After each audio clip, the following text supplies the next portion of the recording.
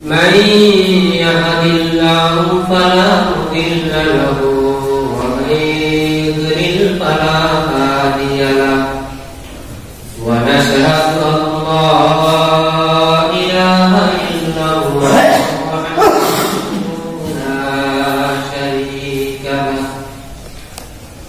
أرسله بالحق بشيرا ونذيرا وداعيا إلى الله بإذنه وسراجا منيرا قال الله تبارك وتعالى في كلامه المجيد وفرقانه الحميد أعوذ بالله من الشيطان الرجيم بسم الله الرحمن الرحيم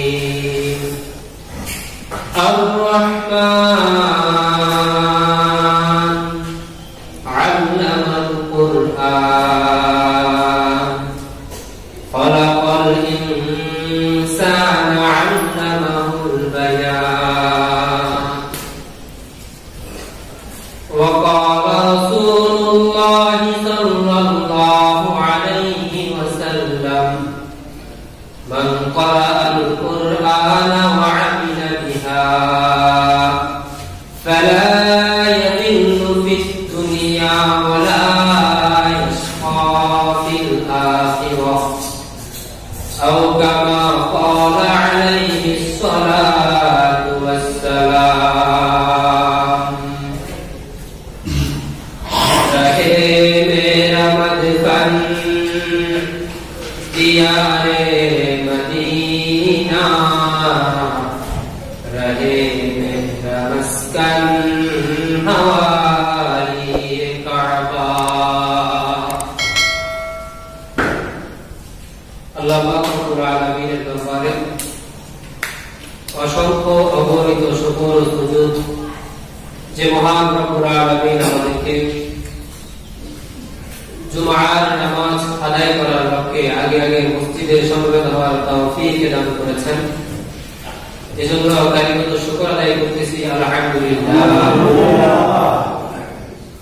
অসংখ্য অগণিত রহমত বিশ্ব মানবতার মুক্তির শরীর বিশ্ব মানবতার মুক্তির দূত বিশ্ব নবী মুহাম্মদুর রাসূলুল্লাহ সাল্লাল্লাহু আলাইহি ওয়াসাল্লাম সম্মানিত মুসল্লিয়ান কিরাম আমি আপনাদের সামনে পবিত্র কালামুল্লাহ 27তম পারা একটি প্রসিদ্ধতম সূরা সূরাতুর রহমান থেকে 4টি আয়াত তেলাওয়াত করেছি এই সূরাটা অত্যন্ত প্রসিদ্ধ একটি সূরা অর্থের দিক থেকে এবং তেলাওয়াতের দিক থেকে আল্লাহ পাক রব্বুল আলামিন এই সূরাতুর রহমানের শুরুতে আল্লাহ পাক রব্বুল আলামিন তার পরিচয় দিচ্ছেন আর-রহমান আমি পরম দয়ালু অনেক বেশি দয়া অধিকারী আল্লাহ আল্লামাল কুরআন আমি মানুষদেরকে বান্দাদেরকে কুরআন কারীম শিক্ষা দিয়েছি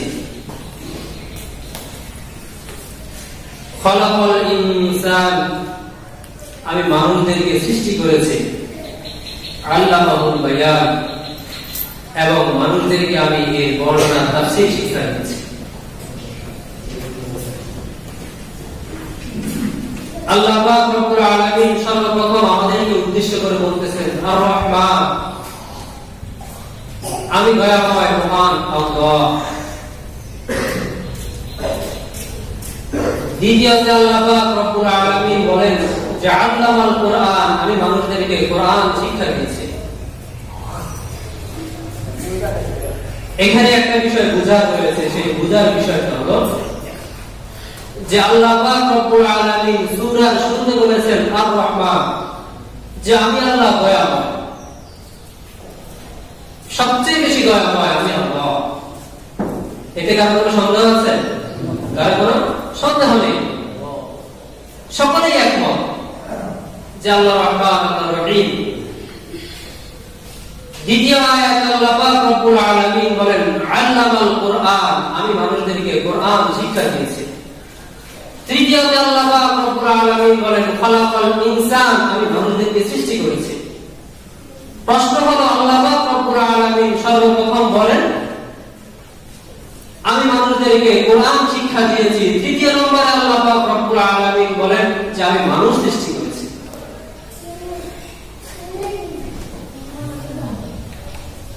আল্লাহ পাক রব্বুল আলামিন সর্বপ্রথম কোরআনুল কারীম মানুষদেরকে শেখানোর কথা কেন বলেছেন? যুক্তি তো ছিল, এটা তো সাধারণ দৃষ্টিতে বোঝা যায় যে প্রথমে আল্লাহ পাক রব্বুল আলামিন বলবেন যে খালাকাল ইনসান, আমি মানুষদেরকে সৃষ্টি করেছি। এরপর বলবেন যে আল্লামাহুল কোরআন, আমি বান্দাদেরকে কোরআন শিক্ষা দিয়েছি। কেন? একটা মানুষ যখন দুনিয়াতে জন্মগ্রহণ করে, দুনিয়াতে জন্মগ্রহণ করার পর সে কোরআনুল কারীম শিখে 6 বছর বয়সে, 7 বছর বয়সে, অথবা 6 বছর বয়সে, 5 বছর বয়সে, 7 বছর বয়সে সে এবিসিডি, সর্বশরিয়া আর দুনিয়ার যত শিক্ষা আছে এগুলি আল্লাহ পাক এগুলি মানুষ শিখে। তাহলে কেন আল্লাহ পাক রব্বুল আলামিন আগে কোরআনুল কারীম শিখার কথা বলেছেন, পরবর্তীতে আল্লাহ পাক রব্বুল আলামিন বলেছেন আমি মানুষ সৃষ্টি করেছি? বাহ্যিক দৃষ্টিতে এটা তো বোঝা যায় যে আগে মানুষ সৃষ্টির কথা বলবেন, পরে কোরআনুল কারীম শিখার কথা বলবেন। কেন? আগে মানুষদেরকে জন্মগ্রহণ করতে হবে, প্রাপ্ত বয়সকে উপনীত হতে হবে, শিক্ষার মতো বয়সে সে উপনীত হতে হবে, এরপরে সে কোরআনুল কারীম শিক্ষা করবে। তবে রব্বে কারীম কেন আগে কোরআনুল কারীম শিখার কথা বলেছেন, পরে মানুষ সৃষ্টির কথা বলেছেন? এটার মধ্যে বড় এক রহস্য রয়েছে। এই রহস্য বোঝার জন্য অনেক বড় জ্ঞানী পণ্ডিত হওয়ার প্রয়োজন নেই। আমরাও সাধারণ কথার মধ্যে বলে থাকি যে উনুদের 6 ছেলে, 4 ছেলে মানুষ হয়েছে আর 2 ছেলে মানুষ হয়নি। এ ধরনের কথা আমাদের সমাজে বলে না ভাই, যে উনুকে 4 ছেলে, 6 ছেলে, 4 ছেলে মানুষ হয়েছে, 2 ছেলে মানুষ হয়নি। এখন কেউ যদি নির্বুধের মতো প্রশ্ন করে যে 2 ছেলের ব্যাপারে বলা হচ্ছে যে ওরা মানুষ হয়নি, ওদের পিছন দিয়ে কি লেজ গজিয়েছে? ওরা কি বাঁদরের মতো লাফালাফি করে? ওরা কি গাছের মধ্যে থাকে? ওরা গাছে থাকে? গাছে থাকে না। উভয় জন 6 জন বাপের ঘরের মধ্যে থাকে, একই রকম খাবার খায়, একই বাজারে যায়, একই মসজিদে নামাজ পড়ে, একই সমাজে চলে। এরপরেও জ্ঞানীরা বলে যে উনুকের 6 ছেলে, 4 ছেলে মানুষ হয়েছে, 2 ছেলে মানুষ হয়নি। তো আল্লাহ পাক রব্বুল আলামিন পবিত্র কালামে পাকের মাঝে আগে বলেন আমি কোরআন শিক্ষা দিয়েছি, এরপর বলেন আমি মানুষ সৃষ্টি করেছি। এ কথার অর্থ কি? এ কথার অর্থ হলো বাহ্যিক দৃষ্টিতে আমরা যে মানুষ দেখি, যে তার নাক আছে, চোখ আছে, হাত আছে, পা আছে, এদেরকে দেখে আমরা মানুষ বলে তাদেরকে সম্বোধন করে যে আসলে সে মানুষ। কিন্তু আল্লাহ পাক রব্বুল আলামিন বলেন যার ব্যক্তির ভিতরে কোরআনুল কারীমের শিক্ষা থাকবে না, যার ভিতরে কোরআনুল কারীমের জ্ঞান থাকবে না, যে ব্যক্তি কোরআনুল কারীম অনুযায়ী আমল করবে না, তোমরা বাহ্যিক দৃষ্টিতে যদিও দেখো তার হাত আছে, পা আছে, চোখ আছে, মানুষের সাথে চলে, মূলত সে মানুষ নয়, বাল হুম আদল, সে মানুষের, সে উলাইকা কাল আনআম বাল হুম আদল, সে চতুষ্পদ জন্তুর মতো, বরং তার চেয়ে বেশি নিকৃষ্ট। একটা ছোট্ট উদাহরণ দিলে আমরা বুঝতে পারব। বাহ্যিক দৃষ্টিতে কোন বস্তু দেখার পরে ওই বস্তুটা ভালো এবং ওই বস্তুটা ব্যবহারযোগ্য এই কথা বলার কোনো সুযোগ নেই। আমাদের সমাজের মধ্যে একটা কথা প্রচলিত আছে, মাকাল ফল দেখতে ভালো, উপরে লাল ভিতরে কালো, বলে না কথা? মাকাল ফল দেখতে ভালো, উপরে লাল ভিতরে কালো। মাকাল ফল আর চাইনিজ কমলা কোনটা সঙ্গে? বিশ্বাস না হলে একবার ধরে দেখবেন যে মাকাল ফল দেখতে খুব লাল টকটকে খুব সুন্দর, চাইনিজ কমলা ছোট ছোট যে কমলা আছে এটাও দেখতে খুব সুন্দর টকটক করে লাল। দুইটা হাতের সামনে দিলে, হাতের কাছে দিলে, বাচ্চার সামনে যদি রাখা হয়, বাচ্চা যদি হাত থেকে এটা না জানে এটা মাকাল ফল এটা কমলা, তাহলে সম্ভাবনা আছে সে চাকচিক্য দেখে, রূপ লাবণ্যতা দেখে, তার উজ্জ্বলতা দেখে, তার সৌন্দর্য দেখে মাকাল ফল হাতে নিবে। যদি সে মাকাল ফল হাতে নেয় আর সেটাকে ভেঙে মুখে দেয়, তাহলে তার মুখের স্বাদ নষ্ট হয়ে যাবে। পক্ষান্তরে যে চাইনিজ কমলা দেখতে মাকাল ফলের মতোই, এটা যদি সে মুখে দেয় তাহলে তার মুখ নষ্ট হবে না, পুষ্টিতে সে ভরপুর, তার মুখ ভরে যাবে। ঠিক তেমনি ভাবে যে ব্যক্তির ভিতরে কোরআনুল কারীম আছে আর যার ভিতরে কোরআনুল কারীম নেই, ওই ব্যক্তি উভয় একই সমান দেখতে, এদের চেহারার মধ্যে কোনো পরিবর্তন নেই। কোরআনের আলেম, কোরআনের হাফেজ যে ঘরের মধ্যে বসবাস করে,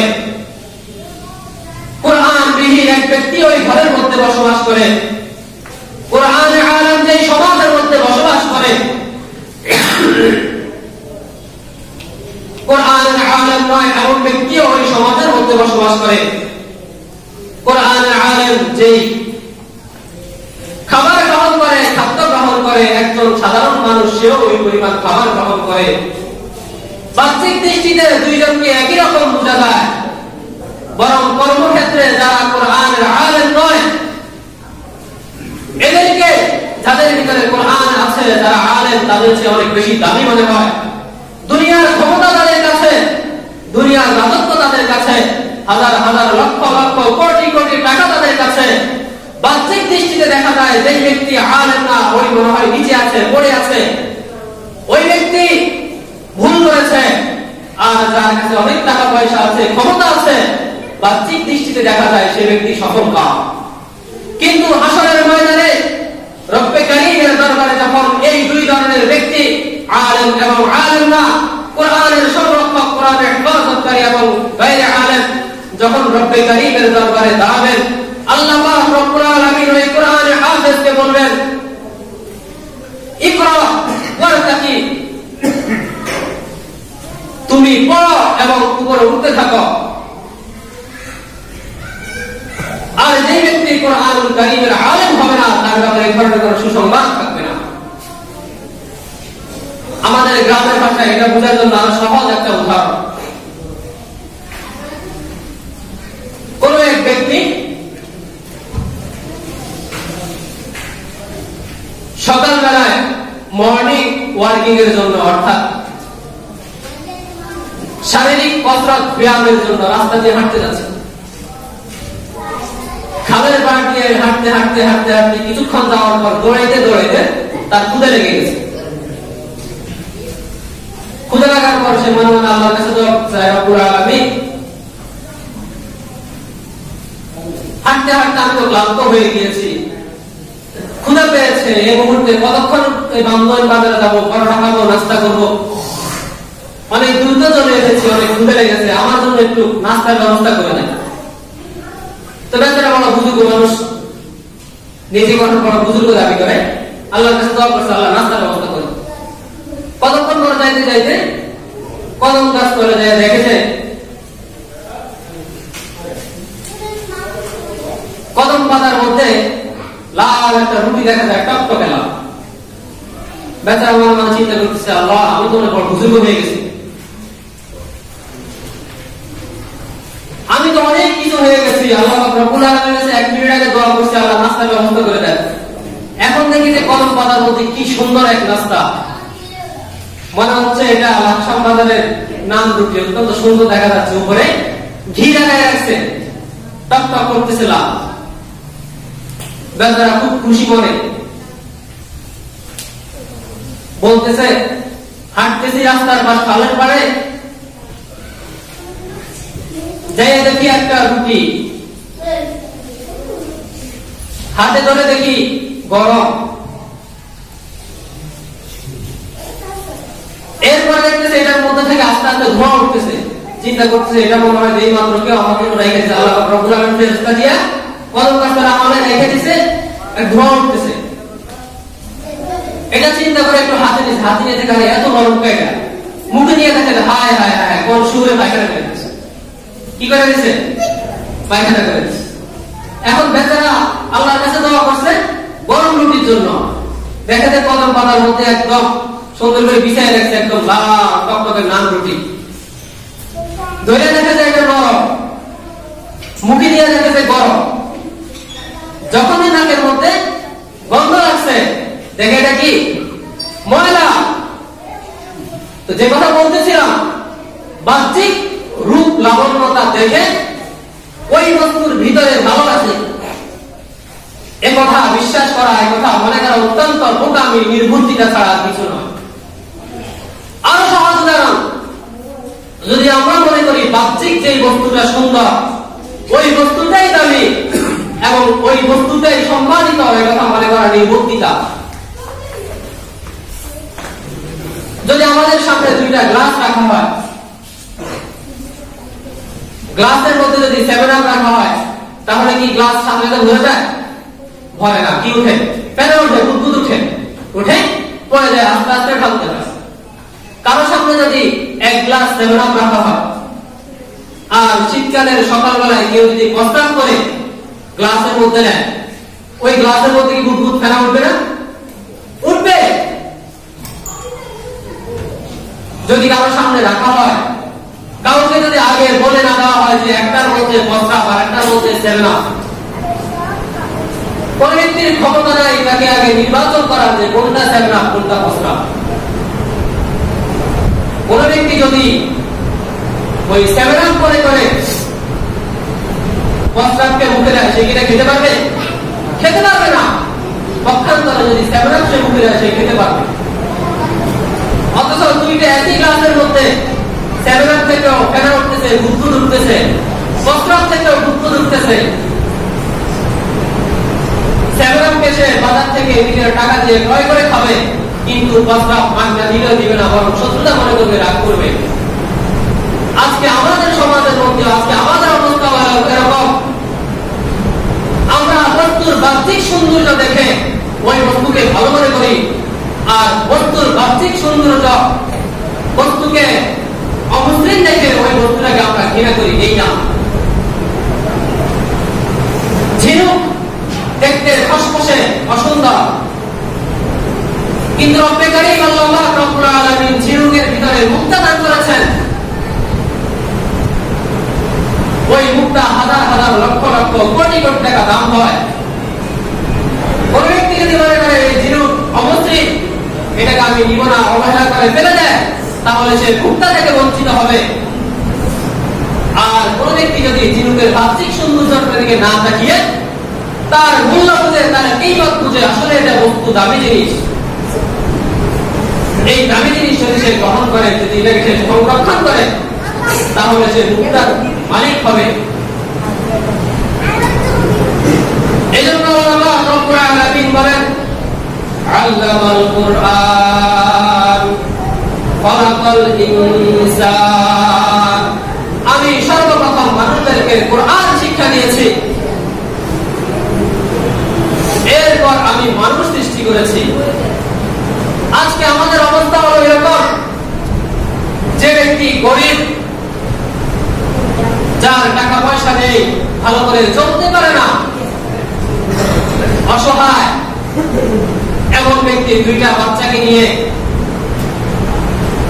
হুজুরের কাছে গিয়ে বলে, হুজুর আমি একটা অসহায় মানুষ, গরিব মানুষ, ঠিক মতো খাইতে পারি না, বাচ্চারা বাসায় সবসময় শয়তানি দুষ্টামি করে, ওর মা গরুরে মান দিতে পারে না, গান দিতে পারে না, গার্মেন্টসে কাজ করতে পারে না, এই বাচ্চাদেরকে নিয়ে খুব সমস্যা আছে, আমিও রিক্সা চালাই, হুজুর এই বাচ্চা নিয়ে বড় বিপদে পড়ে গেছে, এদেরকে আপনার কাছে রেখে দেন, কোরআনের কারিম শিক্ষা দেন, এদেরকে মানুষ করে দেন।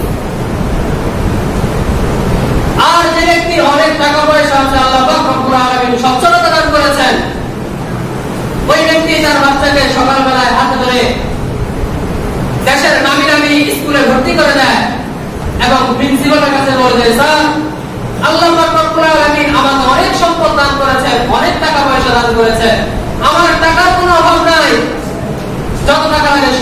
আপনাকে দেব, আপনি আমার ছেলেটাকে একটা ডাক্তার বানিয়ে দেন, আমার ছেলেকে ইঞ্জিনিয়ার বানিয়ে দেন, আমার ছেলেকে উকিল বানিয়ে দেন, আমার ছেলেকে ব্যারিস্টার বানিয়ে দেন, আমার ছেলেকে বড় শিক্ষিত বানিয়ে দেন, এক সময় সে বিশাল টাকা ইনকাম করবে, আমি শুধু থাকবো শান্তিতে থাকবো। কোন ব্যক্তির যদি টাকা হয়ে যায়, যদি ক্ষমতার মালিক হয়ে যায়, কোরআনকে অবজ্ঞা করা, কোরআনের শত্রুতা করা, আলেমদের বিদ্বেষিতা করা, যে ব্যক্তি কোরআনের সংরক্ষণ করবে তার সাথে শত্রুতা রাখা, এটা ফ্যাশনে পরিণত হয়ে গেছে। আমরা মনে করি কোরআনের শুধু গরিবরা সংরক্ষণ করবে, গরিবের ছেলেরা কোরআনুল কারীম পড়বে, গরিবের ছেলেরা কোরআনুল কারীমের মাসলা মাসাইল শিক্ষা দিবে। ও আমার মুহতারাম হাজিরিন, নিজের চোখকে একটু বন্ধ করে নিজের বিবেককে একবার জিজ্ঞাসা করেন, আমি যখন মারা যাবো আজকে সকালবেলায়, আজকে দুপুরবেলায় যখন আমি মারা যাবো, যেই ছেলেকে আমি উকিল বানিয়েছি, ব্যারিস্টার বানিয়েছি, যেই ছেলেকে আমি বড় শিক্ষিত বানিয়েছি, ওই ছেলে আমার কোনো খোঁজ খবর নিবে না, ওই ছেলে আমার খোঁজ খবর নিবে না।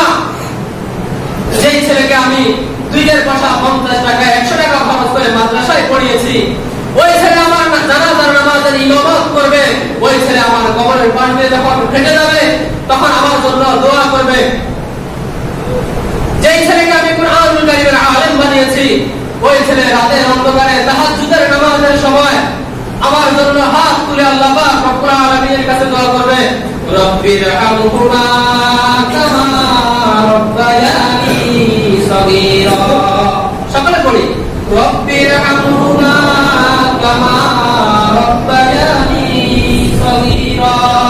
ও আমার আল্লাহ, ও আমার মাবুদ, আমার আব্বা জানকে, আমার আব্বিটাকে, আমার মাতাকে তুমি এভাবে লালন পালন করো, তুমি তাদের উপর এভাবে দয়া করো, তুমি তাদেরকে এভাবে সুখে শান্তিতে রাখো, তারা যেভাবে ছোটবেলায় আমার উপর দয়া করেছে। আর ছেলে যদি ইংলিশ মিডিয়ামে পড়ে, দুনিয়ার শিক্ষায় শিক্ষিত হয়, জাগতিক শিক্ষায় শিক্ষিত হয়, আপনার কবরের পাশ দিয়ে হেঁটে যাবে হিন্দি গান শুনতে শুনতে, বলেন ঠিক কিনা?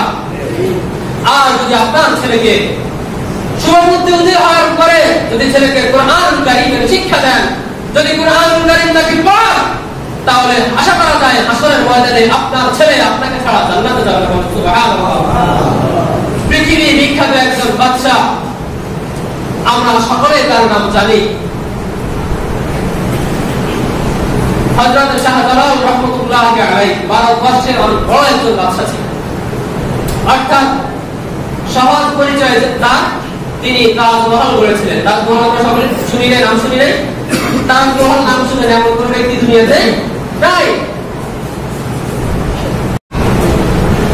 একজনের নাম আওরঙ্গজেব, আরেকজনের নাম হলো আলমগীর। আর বাদশাহ শাহজাহানের পিতার নাম ছিল জাহাঙ্গীর। বাদশাহ শাহজাহান তার 2 ছেলেদের মধ্য থেকে 2 ছেলেকে মাদ্রাসায় পাঠিয়ে দিলেন। হুজুরের কাছে বললেন যে হুজুর, আমার ছেলেকে কোরআনুল কারীমের হাফেজ বানায় দেন। হুজুর বাদশার অনুমতি পেয়ে ওই শাহজাহানের 2 ছেলে আওরঙ্গজেব এবং আলমগীরকে কোরআনুল কারীমের শিক্ষা দিচ্ছে। শিখতে শিখতে এমন একটা পর্যায়ে চলে আসলো যে হযরত বাদশা আলমগীর রাহমাতুল্লাহি আলাইহি তখন ছোট ছিলেন, বাচ্চা ছিলেন। তিনি কোরআনুল কারীমের শেষ সবক মুখস্থ করে, সর্বশেষ যে সবক তার উপরে ছিল এটা মুখস্থ করে আব্বার কাছে বলল, আব্বা, আপনি আমাকে কোরআনুল কারীম শেখানোর জন্য উস্তাদের কাছে প্রেরণ করেছিলেন। আজকে তোমার জন্য আব্বু খুশির সংবাদ, আজকে তোমার জন্য আনন্দের সংবাদ, তুমি খুশখবরি গ্রহণ করো। আজকে আমি আমার কোরআনুল কারীমের শেষ সবক মুখস্থ করে এসেছি। এই কথা শোনার পর বাদশাহ শাহজাহান বাচ্চাকে কোলে ধরে আলিঙ্গন করে বললেন, ও আমার ছেলে, জীবনে বড় আশা ছিল, বড় স্বপ্ন ছিল তুমি কোরআনুল কারীমকে সংরক্ষণ করবা, কোরআনুল কারীমের হাফেজ হওয়া। হাসরের ময়দানে আল্লাহ পাক রব্বুল আলামিন তুমি কোরআনুল কারীমকে মুখস্থ করার কারণে, কোরআনুল কারীমের হাফেজ হওয়ার কারণে আমি আল্লাহ পাক রব্বুল আলামিন পিতার মাথার মধ্যে মুকুট দান করবেন, তাজ দান করবেন। এই তাজের এত বেশি আলো হবে, এত বেশি উজ্জ্বলতা হবে, যে উজ্জ্বলতা দুনিয়ার সূর্যের চেয়ে বেশি হবে। বললেন, তোমার দাদা জাহাঙ্গীর বাদশাহ জাহাঙ্গীর যেহেতু জীবিত আছে, এই খুশির সংবাদটা তোমার দাদার কাছে নিয়ে। সমাজের মধ্যে একটা জিনিস থাকে, কেউ যদি তার ছেলেকে পিটে কোনো সমস্যা নাই, যদি মনোনষ্ট নেয়, কিন্তু দাদার সামনে যদি নাতির গায়ে কেউ হাত দেয়, দাদা যদিও হাঁটতে না পারে লাঠি নিয়ে কি করে একটা দৌড় দেয়, চেষ্টা করে তুই আমার নাতির গায়ে কেন হাত দিবি। এর কারণ হলো নাতির জন্য দাদাদের কি আলাদা একটা মহাব্বত থাকে, নানার কাছে নাতিদের আলাদা একটা মহাব্বত থাকে।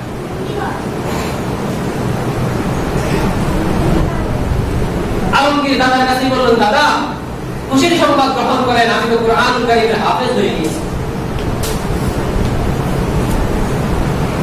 বাদশাহ জাহাঙ্গীর কোনো কথা বললেন না, মুখকে মলিন করে রাখলেন। রাজা ছোট মানুষ, এটা তার অন্তরে রেখাপাত করল। ঘটনা কি, আমি কুরআনুল কারীমের হাফেজ হয়েছি, আমার আব্বা এত খুশি হয়েছে, আমাকে কোলে নিয়েছে, চুমু খেয়েছে, হাদিয়া দিয়েছে, কিন্তু আমার দাদা মনে হয় খুশি হয়নি। এ কথা গিয়ে দেয়া বাদশাহ আলমগীরের কাছে বললেন। আলমগীর তো চিন্তা করলেন, ঘটনা কি, আমার আব্বা একজন বিচক্ষণ মানুষ, আমার ছেলে কুরআনুল কারীমের হাফেজ হয়েছে, মনে হয় তিনি খুশি হন। বাদশাহ আলমগীর গিয়ে দাদা পিতার কাছে বললেন, আব্বাজান। বাদশাহ শাহজাহান পিতার কাছে গিয়ে বললেন, আব্বাজান আলমগীরকে আপনার কাছে পাঠিয়েছে, সে কুরআনুল কারীমের হাফেজ হয়েছে, আপনি তাকে কোনো খুশখবরি দেন নাই, তাকে মাশাআল্লাহ বলেননি, বুকে তুলে নেননি, জড়িয়ে চুমু খাননি। ঘটনা কি? বাদশাহ জাহাঙ্গীর চোখের মধ্যে পানি এসে গেল আর কান্না জড়িত কণ্ঠে উত্তর দিলেন, ও আমার আদরের ছেলে, তোমার ছেলে কুরআনুল কারীমের হাফেজ হয়েছে, আমার লাভটা কি? হাসরের ময়দানে আল্লাহ পাক রব্বুল আলামিন তোমার ছেলে কুরআনুল কারীমের হাফেজ হওয়ার কারণে তোমার মাথার মধ্যে স্বর্ণের মুকুট দিবে, স্বর্ণের তাজ পরিয়ে দিবে, তুমি হাসতে হাসতে জান্নাতে চলে যাবে। আর আমি এমন এক অপদার্থ, আমি এমন এক পোড়া গোপাল, আমি আমার এমন এক অপদার্থ ছেলেকে দুনিয়াতে রেখে যাচ্ছি, সেই ছেলের কারণে হাসরের ময়দানে আমার কিছু আসবে না। একথা বলার পর বাদশাহ আলমগীরের, বাদশাহ শাহজাহানের চেহারা বিমর্ষিত হয়ে গেল, লাল হয়ে গেল। আসলে তো ঘটনা ঠিক। আব্বাকে কিছু না বলে পিছনের দরজা দিয়ে ভিতরে চলে গেলেন। কিছুদিন পর খবর আসলো বাদশাহ জাহাঙ্গীর খুব অসুস্থ। বাদশাহ শাহজাহানকে বারবার খবর দিচ্ছেন, কিন্তু বাদশাহ শাহজাহান আসতেছেন। তার ইচ্ছা ছিল, যেহেতু আমি বলে যাচ্ছি ভবিষ্যৎ যিনি রাজা হবে, শাহজাহান যেহেতু ভবিষ্যৎ রাজা হবে, তাকে রাজত্ব বুঝিয়ে দিব, ক্ষমতা কিভাবে পরিচালনা করবে তাকে আমি বুঝিয়ে দেব।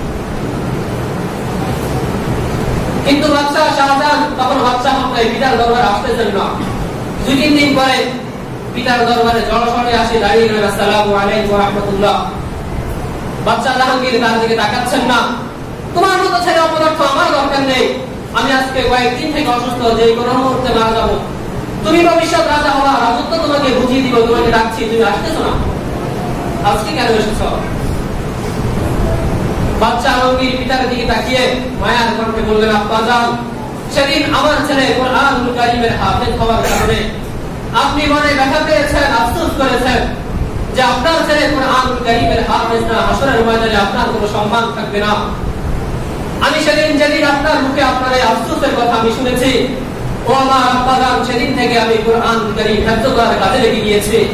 আমি দেখেছি আপনার শরীরের অবস্থা ভালো নয়, আপনি যে কোনো মুহূর্তে মারা যাবেন। এজন্য আমি চেয়েছিলাম আপনার জীবন দশায়, আপনার অন্তিম মুহূর্তে হলেও আমি কুরআনুল কারীম মুখস্থ করব। কুরআনুল কারীম মুখস্থ করে আমি আমার ছেলের কারণে যেরকম হাসরের ময়দানে মহান মর্যাদার অধিকারী হব, আপনিও আপনার ছেলের কারণে হাসরের ময়দানে এত মর্যাদার অধিকারী হবেন। আজকে আমাদের সমাজের অবস্থা হলো এরকম, যে ব্যক্তি কোরআনকে ভালোবাসে আমরা তাদেরকে ঘৃণার চোখে তাকাই, যে ব্যক্তি কোরআনের সংরক্ষণ হয় আমরা তাকে ছোট করে দেখি।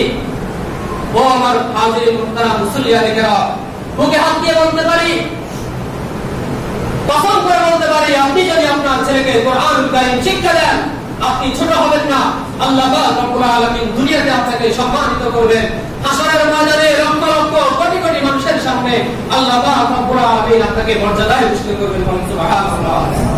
আল্লাহ পাক রব্বুল আলামিন এজন্যই পবিত্র কালামের পাঠান বলেন যে আল্লামাল কুরআন খলাকাল ইনসান, আমি মানুষদেরকে কুরআনুল কারীম শিক্ষা দিয়েছি, এরপর বলে আমি মানুষ সৃষ্টি করেছি।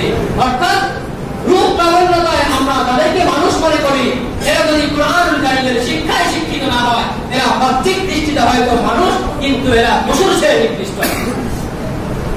কুরআনুল কারীম যারা আমরা শিখতে পারি নাই, এখন থেকে শেখার চেষ্টা করব। নিজেদের যাদের ছেলে মেয়ে আছে এদেরকে শেখানোর চেষ্টা করব। অন্তত যদি এতটুকু না পারি, অন্তত যারা কুরআনুল কারীমকে ভালোবাসে, যারা কুরআনুল কারীমের সংরক্ষক, যারা কুরআনুল কারীমের হাফেজ, যারা কুরআনের আলেম, তাদের সাথে মহব্বত রাখবো, ভালোবাসবো, তাদের সাথে চলবো, তাদের অনুকরণ করবো। এটাও আশা করা যায় হাসরের ময়দানে এই সমস্ত আলেমরা, হাফেজে কোরআনরা যদি জান্নাতে যায়, কুরআনুল কারীমের আলেমদেরকে যারা ভালোবাসবে, এরা তাদেরকে ছাড়া জান্নাতে যাবে। বলেন সুবহানাল্লাহ। আল্লাহ পাক রব্বুল আলামিন আমাদের সকলকে বুঝার তৌফিক দান করুন। আমল